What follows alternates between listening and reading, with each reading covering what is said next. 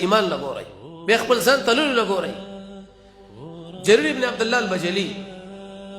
نبوي سے بشرح مسلم کې لیکلي دي دیو غلام ولیکو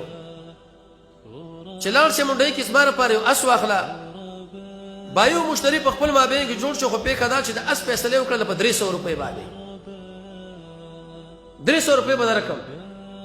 وی سید الزماش اسی بدی مقام کې را روان کی کله شکور لرا وستو خادم ورته وی جرير بن عبد الله البجلي چې دغه اسما راوړو په 300 روپے باندې مې خسرې چونکه ما سره په منډي کې روپے نه وینو ته بس خپل روپے دلا ورکا.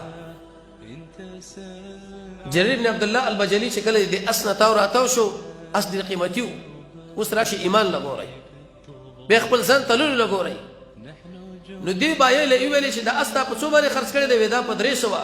وې 400 روپے درنکم هغه نور لا نور به چې د اسنه کړه تاو شو وې 500 روپے درنکم وستا خوخه به چې د اسنه تاو شو وې 600 روپے درنکم وسوا 800 روپے پورې خبره ورسېدله د 800 روپے اسی په 300 اخسته وو خو جرير ابن عبد الله البجلي چې مشتری دی هغه دی بایلا 800 روپے ورکړي ودار سروالو ز الله دې مرشه چا ورته ویل دا ولي دا خدای 800 روپے شو په 300 باندې تعالی پروته د بازي خلکو په استلام باندې ول جمالو مفت مالو و ما د محمد رسول الله صلی الله علیه وسلم سره په دې مسله باندې بیعت کړی دی چې زبد هر مسلمان خیر خوای کوم د دې مسلمان خیر خوای په دې کې و چې دغه اصلي ما په 800 روپے باندې اخستې وي وستاجر دکاندار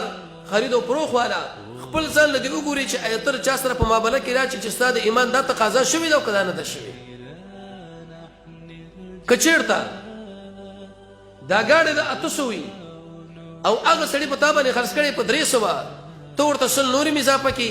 سل نور اضافه کی سل نور اضافه کی تر دې چې 800 پورې ورسي دغه ایمان دی د جرير ابن عبد الله البجلي غوندي ایمان الله عز وجل به مصیبتونه ختمي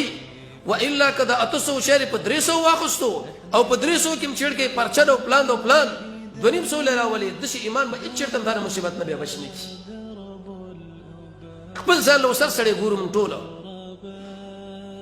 قران او سنت لابراتوار